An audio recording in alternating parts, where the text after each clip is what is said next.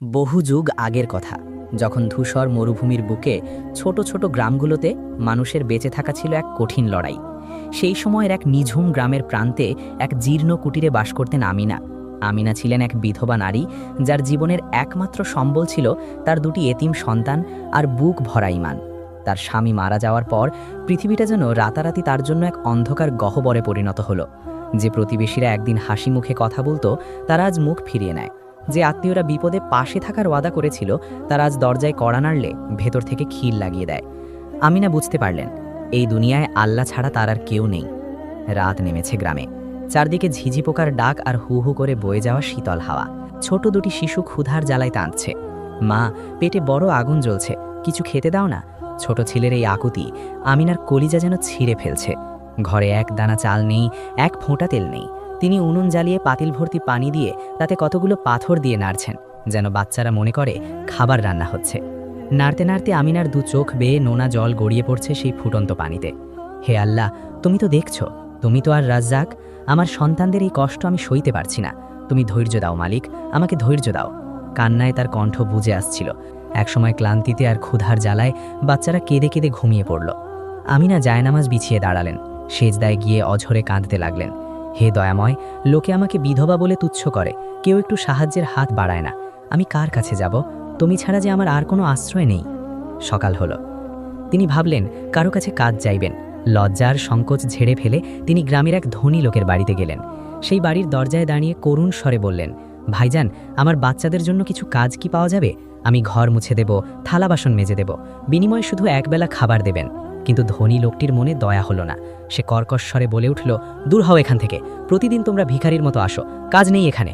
আমিনা মাথা নিচু করে ফিরে আসছিলেন, তখন তার কানে এলো মানুষের কানা ঘুষা। লোকে বলছে, ওই দেখো অপয়াটা যাচ্ছে, স্বামী খেয়েছে, এখন সন্তানদেরও মারবে না খেয়ে। এই কথাগুলো আমিনার বুকে তীরের মতো বিঁধল। তিনি আকাশের দিকে তাকিয়ে বুক ফাটা দীর্ঘশ্বাস ছাড়লেন। হে আল্লাহ, আমি তো তোমার কাছেই সাহায্য চেয়েছি, মানুষের কাছে নয়।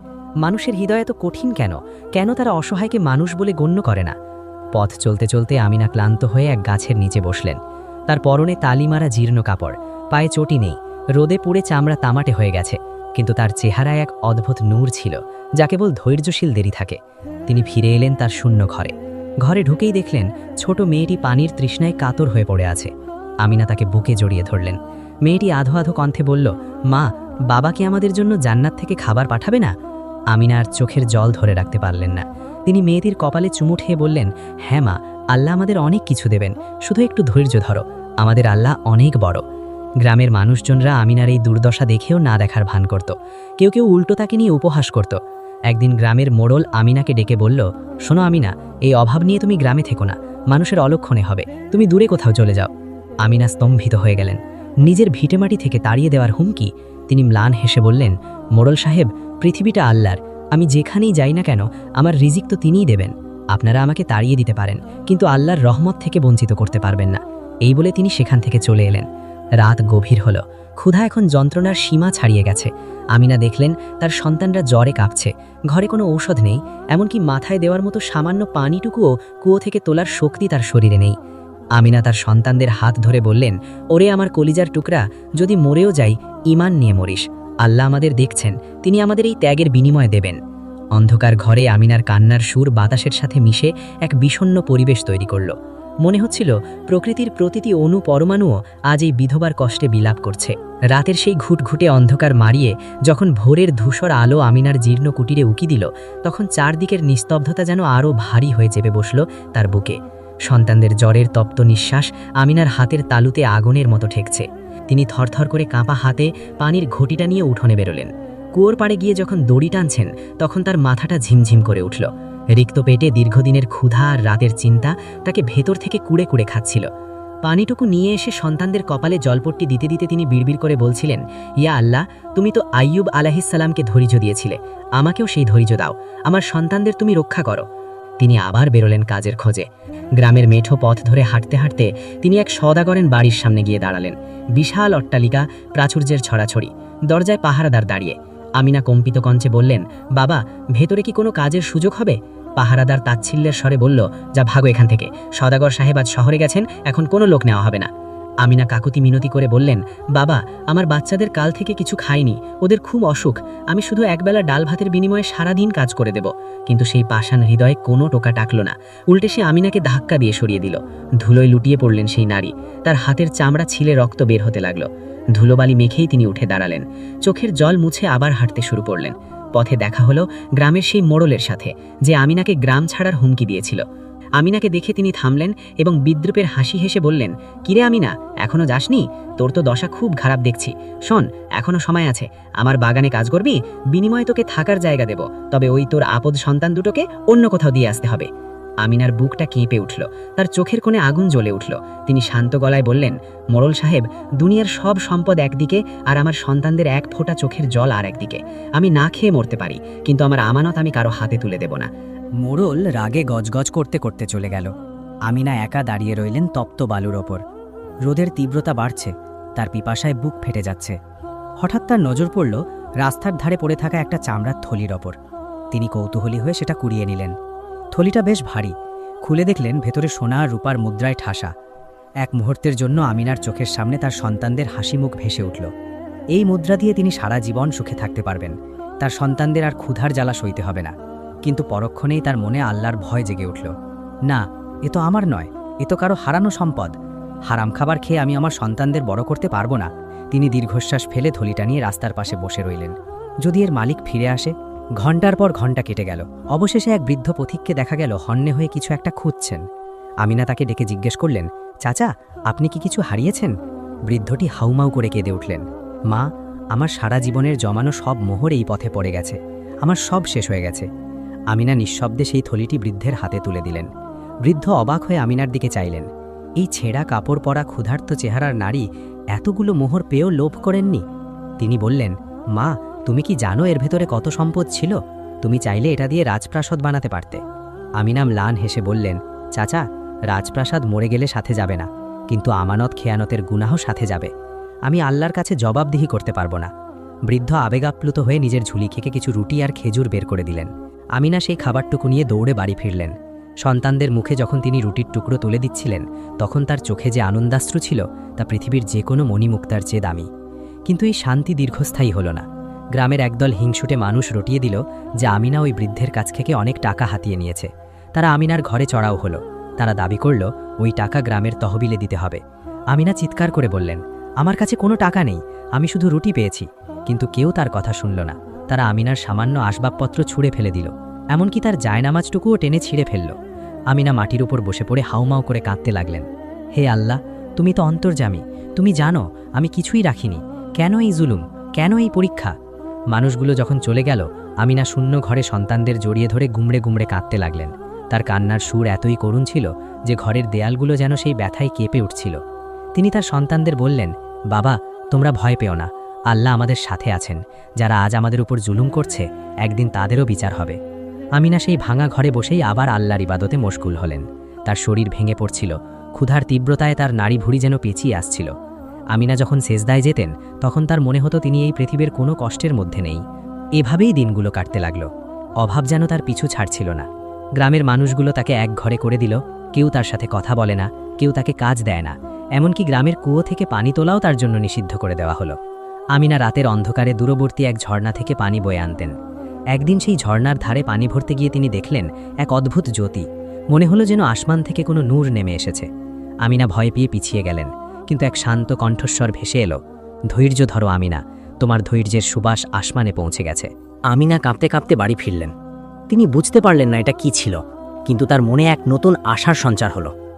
ততদিনে আমিনার বড় ছেলেটি বেশ দুর্বল হয়ে পড়েছে, সে আর বিছানা থেকে উঠতে পারে না। সে আমিনার হাত ধরে বলল, মা, আমাদের কি সারা জীবন এভাবেই থাকতে হবে? আমিনা তার কপালে হাত রেখে বললেন, না বাবা, আল্লাহ আমাদের জন্য বড় কোনো ফয়সালা করে রেখেছেন, আমরা শুধু তার উপর ভরসা রাখব। আমিনার এই অটল বিশ্বাস ছিল পাহাড়ের চেয়েও শক্ত। আমিনা যখন কুজো থেকে পানি ঢেলে ছেলের কপালে দিতে গেলেন, দেখলেন ছেলের শরীর আগুনের মতো পুড়ছে। জ্বরের ঘোরে ছেলেটি প্রলাপ বকছে, মা, ওই দেখো আব্বা দাঁড়িয়ে আছে, আব্বা আমাদের জন্য সাদা রঙের জান্নাতি ফল নিয়ে এসেছে। আমিনার বুকটা মোচড় দিয়ে উঠল। তিনি আর্তনাদ করে বলতে চাইলেন, ওরে জাদু, তোর আব্বা তো তোদের এতিম করে অনেক দূরে চলে গেছে। কিন্তু কণ্ঠ দিয়ে কোনো শব্দ বের হলো না, শুধু গাল বেয়ে নোনা জল চিবুক দিয়ে গড়িয়ে পড়তে লাগলো। পরদিন সকালে গ্রামে এক অদ্ভুত নিস্তব্ধতা নেমে এলো। অনেক দিন ধরে বৃষ্টি নেই, কুয়োগুলো শুকিয়ে যাচ্ছে, মাঠের ফসল রোদে পুড়ে খাক হয়ে যাচ্ছে। গ্রামের মানুষরা বলাবলি করতে লাগলো, এই সব হচ্ছে ওই অভিশপ্ত বিধবা আমিনার জন্য। ওর কারণেই আল্লাহ আমাদের ওপর গজব পাঠিয়েছেন। একদল উন্মত্ত গ্রামবাসী লাঠিসোঁটা নিয়ে আমিনার কুটিরের সামনে এসে হাজির হলো। মোড়ল কর্কশ্বরে চেঁচিয়ে বলল, ওরে অলক্ষণে নারী, তুই এই গ্রাম থেকে বেরিয়ে যা। তোর পাপে আমাদের গ্রাম আজ মরুভূমি হতে চলেছে। তোর কান্নায় নাকি আসমান অভিশপ্ত হয়ে গেছে। তিনি হাত জোড় করে বললেন, ওগো, আপনারা আমাকে মারুন, কাটুন, কিন্তু আমার এই অসুস্থ বাচ্চাদের নিয়ে আমি কোথায় যাব? তারা আমিনার কুটিরের চালে আগুন লাগিয়ে দিল। আগুনের লেলিহান শিখা যখন খড়ের চালে দাউ দাউ করে জ্বলতে শুরু করল, আমিনা সন্তানদের নিয়ে কোনো মতে বাইরে বেরিয়ে এলেন। গ্রামের বাইরে এক পরিত্যক্ত পাহাড়ের পাদদেশে আমিনা আশ্রয় নিলেন। মাথার উপর ছাদ নেই, চারদিকে শুধু ধুলো আর পাথর। ক্ষুধার জ্বালায় ছোট মেয়েটি জ্ঞান হারিয়ে ফেলেছে। আমিনা আকাশের দিকে হাত তুলে বুক ফাটা আর্তনাদে বললেন, আমার তো তুমি ছাড়া আর কেউ নেই মালিক, আমার সন্তানদের তুমি রক্ষা করো। তার মনে হচ্ছিল এই জনমানবহীন প্রান্তরেই হয়তো তাদের জীবনের সমাপ্তি ঘটবে। সেই দুপুরে এক আগন্তুক ঘোড়ায় চড়ে সেই পথ দিয়ে যাচ্ছিলেন। তার চেহারা নূরের মতো ঝলমল করছিল। তিনি আমিনার এই করুণ দশা দেখে ঘোড়া থামালেন। তিনি দেখলেন এক নারী তার সন্তানদের ছায়া দেওয়ার জন্য নিজের জীর্ণ আঁচল মেলে ধরে রোদে পুড়ে কয়লা হয়ে যাচ্ছেন। আগন্তুক এগিয়ে এসে এক মশক পানি আর কিছু খাবার এগিয়ে দিলেন। আমিনা যখন সেই পানি সন্তানদের পান করালেন, তখন তার মনে হলো জান্নাতের কোনো ঝর্ণা থেকে এই পানি এসেছে। আগন্তুক শান্ত স্বরে বললেন, মা, তোমার ধৈর্য আসমানের সীমানা ছাড়িয়ে গেছে। তোমার প্রতিটি চোখের ফোঁটা ফেরেশতারা আজ মুনিমুক্তা হিসেবে কুড়িয়ে নিচ্ছে। নিরাশ হয়ো না, আল্লাহর রহমত অতি নিকটেই। আমিনা কাঁদতে কাঁদতে বললেন, বাবা, লোকে আমাকে অপয়া বলে, লোকে আমাকে তাড়িয়ে দেয়। আমার কি কোনো অপরাধ ছিল বিধবা হওয়া? আগন্তুক ম্লান হেসে বললেন, দুনিয়ার মানুষ তো কেবল বাইরের রূপ দেখে, আল্লাহ দেখেন মানুষের অন্তর। তোমার এই হাহাকার বৃথা যাবে না।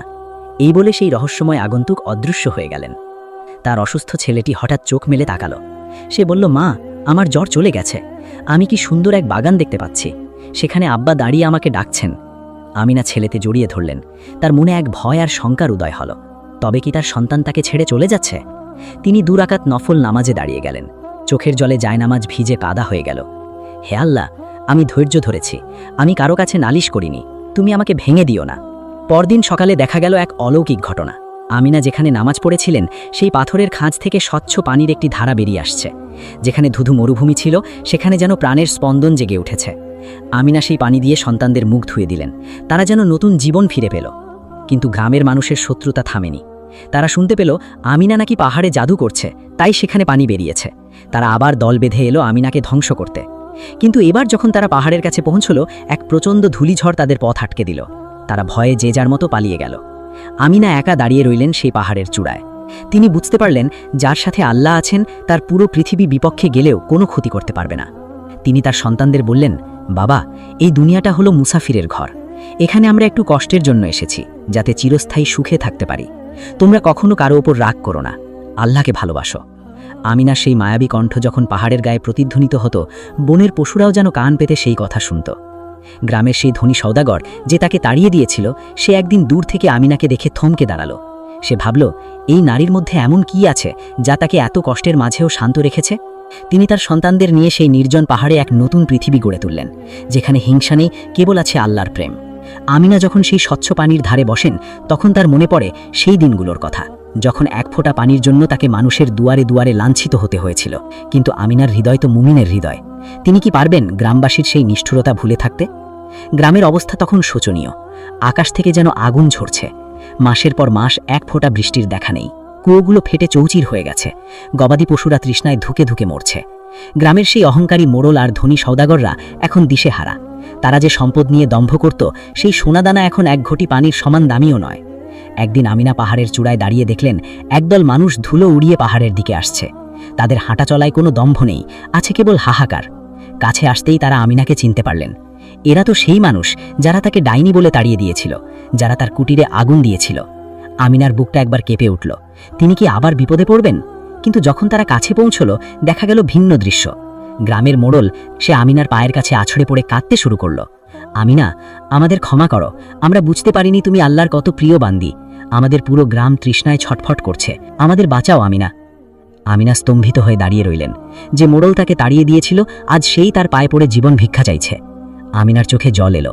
তিনি ধীর স্বরে বললেন, মোড়ল সাহেব, ক্ষমা করার মালিক আমি নই, আল্লাহ। আপনারা যা করেছেন তা আমি ভুলে গেছি, কিন্তু আল্লাহর কাছে তওবা করুন।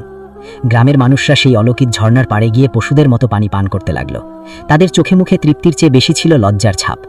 আমিনা তার জীর্ণ পাত্র দিয়ে ছোট ছোট শিশুদের পানি পান করিয়ে দিচ্ছিলেন। তার 2 হাত আজ আশীর্বাদে ভরে উঠছে। অথচ এই মানুষগুলোই একদিন তাকে একঘরে করে রেখেছিল। আমিনা ভাবছিলেন, মানুষের ধৈর্য যখন শেষ সীমায় পৌঁছায় তখন আল্লাহ এভাবেই তার সম্মান ফিরিয়ে দেন। সেই সওদাগর যে তাকে খাবার দেয়নি, সে আজ লজ্জিত হয়ে আমিনার সামনে এসে দাঁড়ালো। সে বলল, মা, আমি অপরাধী। আমি আমার গুদাম থেকে সব খাবার নিয়ে আসবো এই পাহাড়ের পাদদেশে। তুমি যা বলবে তাই হবে। রাত নেমে এলো।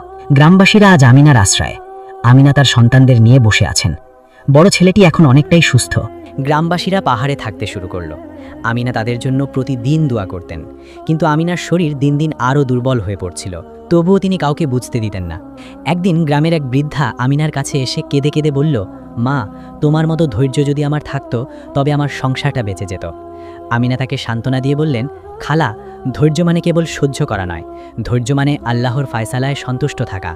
ধীরে ধীরে আবহাওয়া বদলাতে শুরু করলো। আকাশে কালো মেঘের আনাগোনা দেখা গেল। অনেকদিন পর বিদ্যুতের চমক দেখা গেল। গ্রামের মানুষজন খুশিতে চিৎকার করে উঠল। বৃষ্টি নামল, মুষলধারে বৃষ্টি। ধুলোমাখা পৃথিবী ধুয়ে মুছে পরিষ্কার হয়ে গেল। গ্রামের মানুষজন যখন পাহাড়ে আনন্দ উল্লাস করছিল, তখন আমিনা তার ঘরে সেজদায় পড়ে কাঁদছিলেন, হে আল্লাহ, তুমি তোমার রহমত পাঠিয়েছ, এখন আমার দায়িত্ব কি শেষ? আমিনা অনুভব করছিলেন তার সময় ফুরিয়ে আসছে। তার সন্তানদের জন্য তার বুক ফেটে যাচ্ছিল, কিন্তু তিনি জানতেন যারা আল্লাহকে পায় তারা কখনো এতিম হয় না। গ্রামবাসীরা যখন ফিরে যাওয়ার প্রস্তুতি নিচ্ছে, তারা আমিনাকে অনুরোধ করল গ্রামে ফিরে যাওয়ার জন্য। তারা তার জন্য নতুন বাড়ি বানিয়ে দেওয়ার প্রতিশ্রুতি দিল, কিন্তু আমিনা রাজি হলেন না। তিনি বললেন, এই পাহাড়ই আমার শ্রেষ্ঠত্বের সাক্ষী। আমি এখানেই থাকতে চাই আমার রবের সাথে। গ্রামবাসীরা চলে যাওয়ার সময় তাকে সম্মানের সাথে বিদায় জানালো। যে আমিনা একদিন অপয়া বলে পরিচিত ছিলেন, আজ তিনি সেই গ্রামের মাতা হিসেবে অভিষিক্ত হলেন।